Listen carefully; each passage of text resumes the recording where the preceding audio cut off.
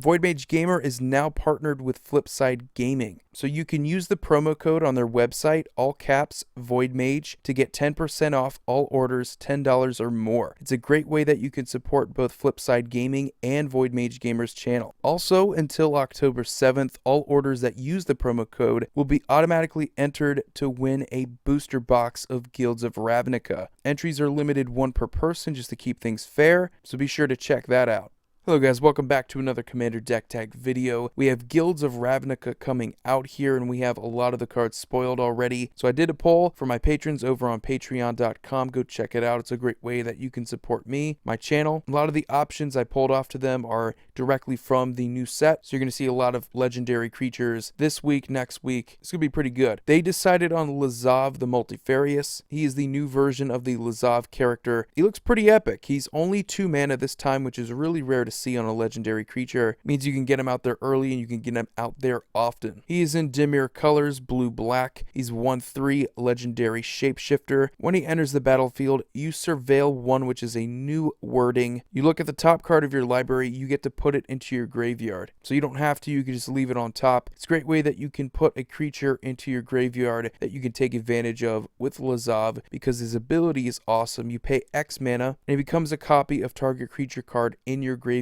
with that converted mana cost. Except its name is Lazav the Multifarious, and it's legendary in addition to its other types, and it also retains the ability. So this is a very interesting card, and I love creatures like this to build around, because it's not just your typical mill deck where the entire focus is on milling your opponent's stuff. Like the previous Lazav was kind of like that. It's nice to see more of a focus in the Dimir Guild on your own graveyard, and we have a ton of ways that we can fill our graveyard with awesome creatures from our own deck, such as Entomb, we have Buried Alive, and we also have one of my favorite cards that not too many people play, Ancient Excavation. From Commander 2016, you have basic land cycling, so if you have 2 mana and you're really desperate for a land, it's not dead in your opening hand. But you really don't want to have to do that. It's an amazing card. 4 mana, you draw cards equal to the number of cards in your hand, and then you discard a card for each card drawn this way. In my opinion, it's better than something like Windfall or Whispering Madness, which you're probably going to want to play in this type of deck too, because any way to dump your hand into your graveyard,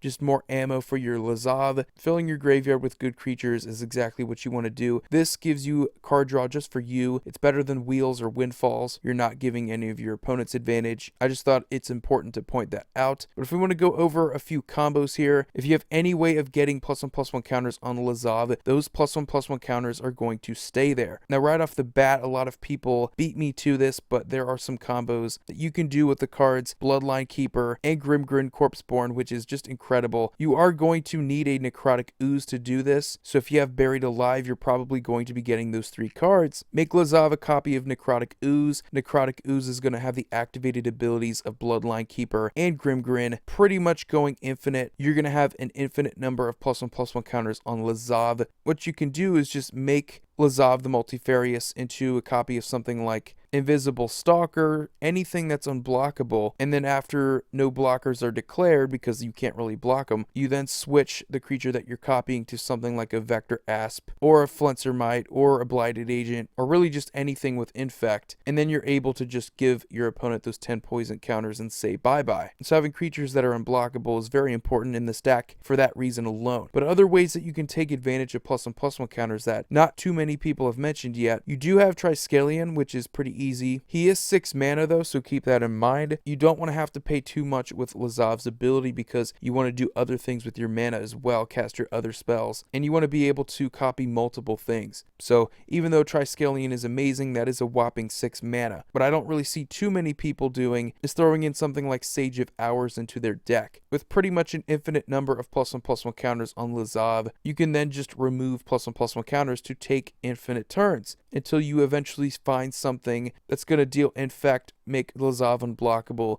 Now you could also use something like Anthroplasm if you want a way to get more +1/+1 counters on him, and you don't want to have to rely on the Necrotic Ooze combo. Now one creature that is just crazy expensive money-wise is Phyrexian Dreadnought. It's like $25. It's one of those bizarre cards. It's a 1 mana 12/12, which means you're only going to be paying 1 mana with Lazav to make him a copy of it. Good thing is that he gets around the when it comes into play downside. You don't have to sacrifice any of those creatures, and you get a 12/12 trampler, making commander damage very possible. So you just have a ton of value right there. And another creature that has a crazy downside that you otherwise probably wouldn't be able to get around, Phage the Untouchable. Having to get her out there, hoping that your opponents don't remove her. That could take a while before you're actually able to swing with her, and even if you do, your opponents are probably going to block her. With Lazav, you do have ways of making himself unblockable, as well as then after that step and your opponents can't declare blockers, you just make him a copy of Phage and then kill off a player. Since Lazav isn't entering the battlefield when it's copying Phage, you pretty much don't have the downside of that enter the battlefield trigger if you didn't cast him. And of course, by now, if you don't realize, any sort of activated ability, especially in blue, should be taken care of with a card called Training Grounds. Activated abilities of all creatures you control are going to cost up to 2 less to activate. This is very good, not just for Lazav, but other creatures I mentioned with activated abilities that do cost mana. If you're looking for another really good one, Airtie Wizard Adept is another one that you can do. Yeah, you're probably going to be spending mana in response to your opponent's casting a spell, but real quickly, you could just pay mana, make Lazav an Airtie, and then counter spell. I just think that's a very underrated thing to look forward to with this deck. Yeah, that's pretty much it for this video, guys. I love Lazav the Multifarious. I love Lazav as a character. Very interesting. Sort of one of those dark, brooding characters in the Dimir Guild. The artwork just looks epic as hell, and this only makes me even more excited for the Ravnica block that we're now going to experience. Going to Ravnica for the 3rd time. We could go back here an infinite number of times. I would still find this place just as amazing. Hope you guys enjoy brewing with Lazav yourselves. As always, the link to the full deck list will be in the description box below. That'll be to my tapped out. You guys have a wonderful day. Void here signing off. See you all next video.